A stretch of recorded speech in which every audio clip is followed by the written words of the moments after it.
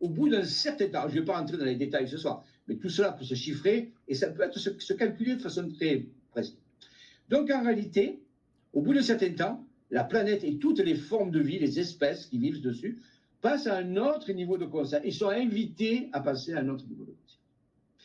Alors on appelle ça, certains appellent ça les dimensions, 3e dimension, 4e dimension, 5e. Moi, je ne préfère pas utiliser cette dénomination. Je préfère utiliser une dénomination qui a été donnée par des galactiques. Voilà. Ils appellent ça, eux, des galactiques, on en a parlé la dernière fois, de 3e, du type 3 galactique, des civilisations galactiques. On a parlé des aviennes la dernière fois. Eh bien, les aviennes disent, nous ne parlons pas de dimension, mais de densité. De densité, voilà. Donc, pour moi, on passerait à la densité supérieure. On quitterait une densité de conscience, qui est la 3D, tu peux dire la 3e densité, et on passerait à la 4e densité. Dans laquelle nous sommes, dans la matrice, donc. Voilà, donc la matrice disparaîtrait. Pourquoi? Parce que c'est une matrice de 3e densité, et la planète Gaïa passe dans une matrice, nouvelle matrice, il y aura toujours des matrices de toute façon, mais de 4e densité. Mais cette matrice n'est plus du tout contrôlée, elle est naturelle, d'accord? Une matrice naturelle d'évolution de 4e densité. Et la conscience en 4e densité n'a pas les mêmes propriétés que la conscience en 3e densité. C'est comme l'huile et l'eau, on est d'accord? L'huile et l'eau n'ont pas la même densité, c'est pour ça qu'elles se séparent. Mais l'huile, ça n'a pas la même composition chimique que l'eau, on le sait bien, d'accord? Eh bien, c'est pareil. Ta conscience, lorsque elle fonctionne en 4e densité, n'a pas la même façon de fonctionner qu'une conscience qui fonctionne en 3e densité. Eh bien, c'est ce grand passage qu'on appelle ascension. Lorsqu'on passe d'une densité à une autre densité, on appelle ça l'ascension, l'élévation, la moisson, tous les termes qu'on veut, mais c'est simplement où les âmes, et c'est les âmes qui sont concernées, bien sûr, l'évolution des âmes, puisque Christophe nous a parlé l'autre fois de l'âge de certaines âmes. Donc, lorsque l'âme passe en 4e densité, sa façon de fonctionner sera différente de celle de la 3e densité, et pour ça, il faut des corps aussi différents, un petit peu différents, parce que l'âme sera un peu plus puissante, un peu plus lumineuse, on va dire que c'est comme ça, un peu plus complexe. Avec notre glande pinéale décalcifiée déjà. Voilà, bien sûr. On dira des facultés naturelles, de télépathie, de recognition, ainsi de suite. Mais ça sera naturel.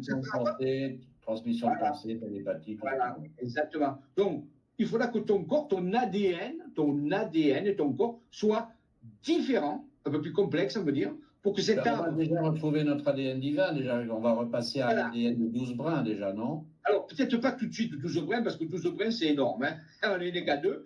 Donc, on va obtenir petit à petit des activations de notre brin. Ça va se faire sur une certaine durée. C'est pas d'un coup en claquant des doigts. Ça va se faire sur une certaine durée. Hein. Alors, je ne vais pas parler de temps, parce que, bon, c'est pas besoin. Et au fur et à mesure, on va obtenir des corps de plus en plus robustes, costauds, peut-être un peu plus grands, avec des facultés différentes, il y aura moins de maladies, il y aura, tu vois, l'âme sera plus lumineuse, l'âme sera plus vibratoire, et les corps vont s'adapter à ça. Il faut qu'ils s'adaptent. On ne peut pas utiliser le même corps. J'avais passé la semaine dernière, tu parles de maladie, j'avais passé une vidéo assez intéressante, dans le sens que le garçon expliquait qu'il n'y a pas de maladie. C'est tout simplement le corps qui s'adapte et qui réagit à certaines choses. Donc, il évolue, il s'adapte. Ton système immunitaire fait il combat lui-même les microbes. Nous sommes une machine divine.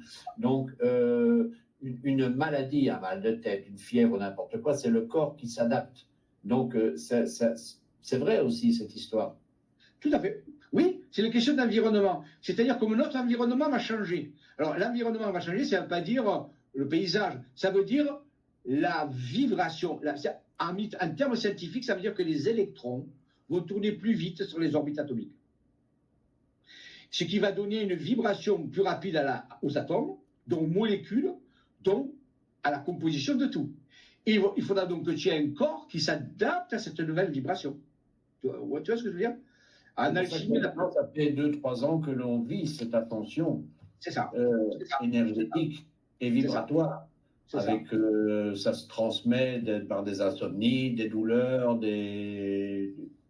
Et oui, parce que le corps résiste. L'ancien corps, l'ancienne forme du corps qui est habitué depuis 300 000 ans, parce que la troisième densité, ça fait depuis 300 000 ans qu'elle existe, d'accord? Donc, ça 300 va 000 ans. oui, oui, depuis la création de l'homme. 300 000 ans. Ah oui, c'est pas que l'Atlantide, hein. C'est Alors, 300. les Anunnaki, ça fait 300 000 ans, alors? Oui, 300 000 ans, oui.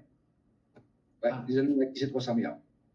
parce qu'il y a eu plein de chiffres hein, qui ont été... Non, non, mais tu peux chercher, c'est 300 000 ans. C'est juste, l'Homo sapiens va juste apparaître juste après.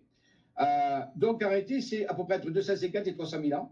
Donc, ça, c'est la durée de la troisième densité. Mais cette fois-ci, c'est fini. La troisième densité s'arrête. Il va y avoir une quatrième densité qui apparaît. C'est comme une forme nouvelle naissance. Hein. Et en réalité, il va falloir avoir des corps différents pour qu'ils soient adaptés à la nouvelle fréquence. Sinon, tu auras toutes ces douleurs. Ça va être infernal à vivre. Les gens ne pourraient pas vivre. Ils auraient des mal, des tensions de partout, les systèmes nerveux seraient surchargés, il y aurait des dissonances cognitives. Personne ne serait bien. Donc, il faut des nouveaux Salomé nous corps. parle ici on va aller d'un corps de carbone actuel à un corps cristallin.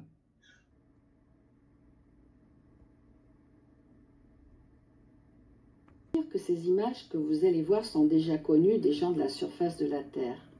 Elles essaient de montrer comme un exemple de ce à quoi Agartha pourrait ressembler. Carrie.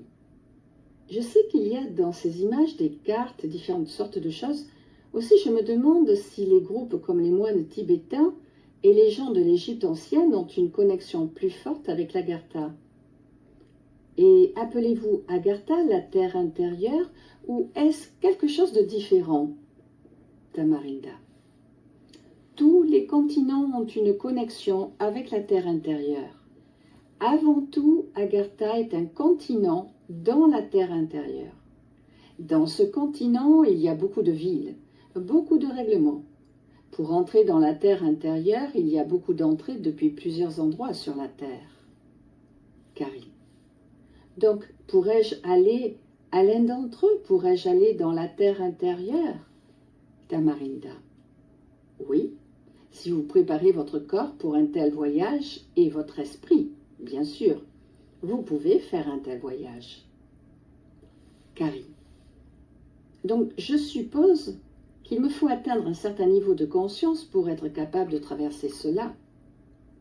Tamarinda. Tout d'abord, vous avez à développer votre esprit de façon à ce que les cellules de votre corps puissent changer.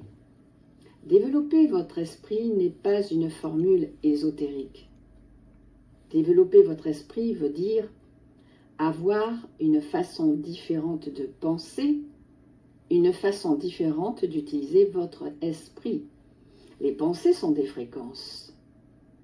Le peuple de la surface de la Terre a un schéma très précis de pensée, comme une fondation de pensées qui sont très limitées.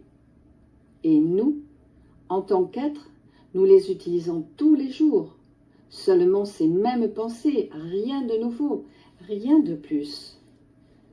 Ce que nous pensons entre dans nos particules de cellules humaines. Toutes les 20 minutes, chaque pensée que nous avons est enregistrée dans les cellules de notre corps. Par exemple, de 0 à 20 minutes, chaque 20 minutes, les cellules de l'humain se divisent. Nous avons des pensées ou des bouleversements. Donc, après ces 20 minutes, nous avons doublé le montant des cellules bouleversées, disons-le comme cela, dans notre corps humain. Ainsi, notre corps commence à vibrer et vous commencez à sentir de la douleur dans votre corps parce que vous abaissez les fréquences de votre propre corps. Ainsi, nous devons sortir des cellules humaines toutes ces pensées que nous y avons déposées durant toutes ces années, de les sortir et de mettre autre chose à l'intérieur de nos cellules humaines, afin que notre corps physique puisse vibrer plus haut ou différemment. Cette procédure est enseignée dans les ateliers de l'ancienne école de sagesse que je fais. Carrie. A-t-il été facile pour vous, Tamarinda, de maintenir ce chemin de pensée d'Agartha dans ce monde? Tamarinda. Oui, de son point de vue, c'est facile, mais la seule chose est que nombreux ne la comprennent pas. Pour elle, la fréquence émotionnelle n'a pas d'application, pas de signification. J'ai dû apprendre les émotions humaines parce que j'ai dû vivre ici et j'ai dû comprendre les gens. Mais ces émotions ne m'impressionnent pas ni m'affectent. Cela ne m'affecte pas. Vous ne pouvez pas être bouleversé, vous ne pouvez pas être en colère et vous ne pouvez pas juger. Vous ne pouvez pas permettre à ces émotions d'être une part de vous. Cela n'est pas possible, c'est ce que je dis.